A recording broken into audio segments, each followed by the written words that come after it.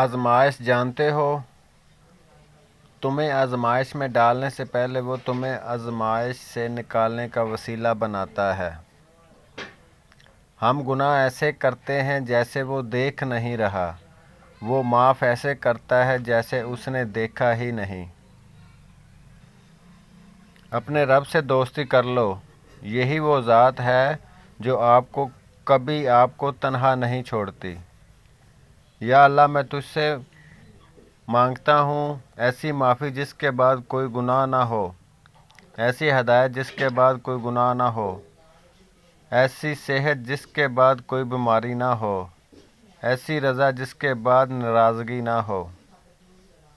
تھوڑی سی تھکاوٹ کے لیے نماز نہ چھوڑو، اے مومن، ان سے کچھ سیکھ جنہوں نے جسم پر خنجر ہوتے ہوئے بھی آخری سجدہ نہیں چھوڑا۔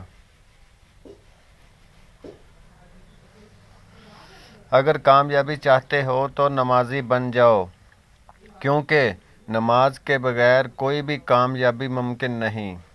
نماز محبت سمجھ کر ادا کرو گے تو اللہ تمہیں دوسری نماز کے لیے خود کھڑا کر دے گا۔ سر جھکانے کی خوبصورتی بھی کمال کی ہوتی ہے۔ سجدے زمین پہ کرو تو دعائیں آسمانوں تک جاتی ہیں، اور سجدے میں جا کر اللہ سے بات کی جائے تو پتہ چلا وہ آزمائے گا مجھے دنیا کی ہر محبت دکھا کر، اور پوچھے گا بتا کون ہے تیرا سوائے میرے۔ سر اٹھا کر بھی دعا مانگنا جائز ہے، مگر سجدہ کر لیجئے، تاثیر بدل جائے گی۔ پانی اور نماز ایک جیسے ہیں۔ پانی محتاج نہیں پینے والوں کا، اور نماز نہیں محتاج پڑھنے والوں کی۔ دونوں کے لیے پیاس ضروری ہے۔ ناممکن ہے کہ اللہ نے جو تیرے لیے لکھ دیا ہے وہ کسی اور کے پاس چلا جائے، تو پھر مطمئن ہو جا، اپنے دل سے حسد، نفرت اور عداوت کو باہر نکال پھینک، اور صاف دل اور صاف نیت کے ساتھ جینا سیکھ۔ وہ کن فرماتا ہے اور چیزیں ہو جاتی ہیں، گمان سے آگے، بیان سے باہر۔ خاموشی ایک ایسی عبادت ہے، فرشتہ اسے لکھ نہیں سکتا، شیطان اسے بگاڑ نہیں سکتا، اور اس رب کے سوا اسے کوئی جان نہیں سکتا۔ انسان کے ہاتھ میں صرف کوشش ہے، کامیابی یا ناکامی تو رب کی ذات دیتی ہے۔ کیا تم نہیں جانتے؟ آسمانوں اور زمینوں کی بادشاہت صرف اللہ کے ہی لیے ہے، اور اللہ کے سوا کوئی تمہارا دوست نہیں اور نہ ہی کوئی مددگار ہے۔ کوئی آپ کو جتنا بھی برباد کرنے کی کوشش کر لے، مگر جب تک اللہ کا ساتھ آپ کے ساتھ ہے، کوئی بھی آپ کو برباد نہیں کر سکتا۔ نہ کرو گلہ اپنی نصیب سے، جب اللہ راضی ہوتا ہے تو ہر چیز مل جاتی ہے۔ جب وہ راضی ہو جاتا ہے تو مقدر سبھی بدل جاتے ہیں۔ انسان مایوس اور پریشان اس وقت ہوتا ہے جب اپنے رب کو راضی کرنے کے بجائے لوگوں کو راضی کرنے میں لگ جائے۔ میرے دل کے اطمینان کے لیے اتنا ہی کافی ہے کہ جو کچھ ہوتا ہے اللہ کی رضا سے ہوتا ہے، بندوں کی رضا سے نہیں۔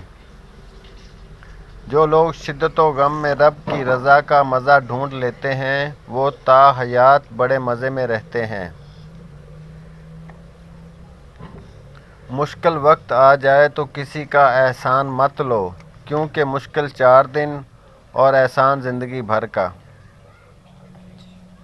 جو اللہ کے دیے ہوئے رزق کو کافی سمجھے، وہ زندگی میں کبھی کسی کا محتاج نہیں ہوتا۔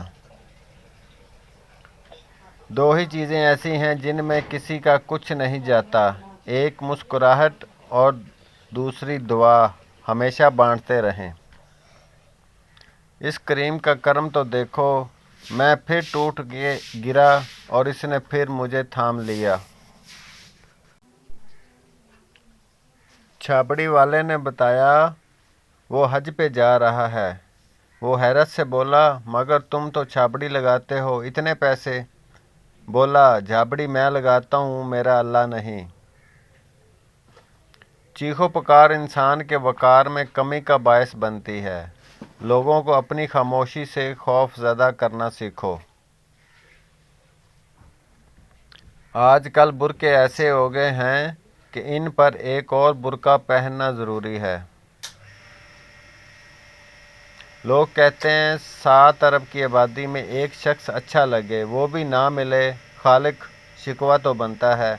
मैं कहता हूँ 7 अरब की आबादी में इसकी खुदाई के जलवे देखकर तू खालिक छोड़कर मखलूक की जुस्तजू करे, खालिक का शिकवा तो बनता है।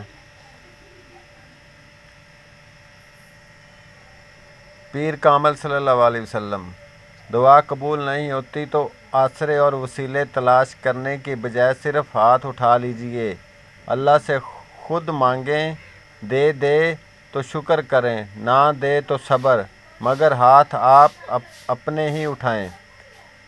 ज़िंदगी का करीना और सलीका नहीं आ रहा तो उसवा हुस्ना सल्लल्लाहु अलैहि वसल्लम की तरफ चले जाएं, सब कुछ मिल जाएगा आपको। दुआएं देने वाले से बढ़कर दुनिया में कोई सखी नहीं, और दुआएं समेटने वाले से बढ़कर दुनिया में कोई दौलतमंद नहीं। नबी करीम सल्लल्लाहु अलैहि वसल्लम ने फरमाया, सबसे बड़ी ज़्यादती किसी मुसलमान को बेइज्जत करना है।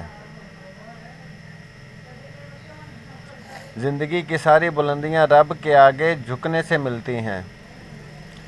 बहुत सुकून है इसमें जिसे लोग नमाज कहते हैं, और रिश्तेदारों और मोहताजों और मुसाफिरों को इनका हक़ अदा करो, और फजूल खर्ची से माल ना उड़ाओ, कि फजूल खर्ची करने वाले तो शैतान के भाई हैं, और शैतान अपने परवरदिगार की नेमतों का कुफरान करने वाला यानी नाशुक्रा है। करीम आका सल्लल्लाहु अलैहि वसल्लम ने फरमाया, तुम में से जब कोई शख्स जुम्मा की नमाज के लिए आना चाहे तो इसे गुस्ल कर लेना चाहिए। करीम आका सल्लल्लाहु अलैहि वसल्लम ने फरमाया, बिला शुबा अल्लाह ताला तुम्हें मना फरमाता है कि तुम अपने आबाओ जदाद की कस्में खाओ। दीनी तालीम ज़रूर दें। अगर औलाद को तोहफ़ा ना दिया जाए तो वो कुछ वक्त के तक रोएगी, अगर इल्म फ़न ना दिया जाए तो वो उम्र भर रोएगी, और अगर दीन भी ना दिया जाए तो आखिरत को हमेशा हमेशा के लिए ज़िंदगी में रोना इनका मुकद्दर बन जाएगा।